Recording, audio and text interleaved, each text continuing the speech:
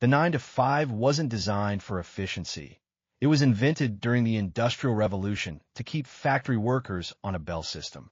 Henry Ford popularized it in the 1920s, not for workers' well-being, but to increase consumer spending. The average worker is only productive for about 3 hours a day. Creative or deep work usually happens outside of 9 to 5. Early mornings, late nights, or bursts of inspiration. Most countries are still stuck on outdated time blocks despite tech, allowing remote, flexible work.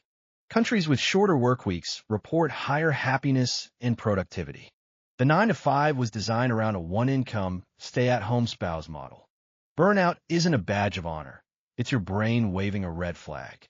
Remote work during the pandemic proved people can work better with flexibility. So what did we do? Made everyone go back. Time is not equal to value. You can work 4 hours and deliver gold. Work 10 hours and deliver a PowerPoint no one reads. So yeah, the 9 to 5 is broken. And the only reason it's still around? Control, tradition, and laziness to change. If you could reinvent the workday, what would it look like?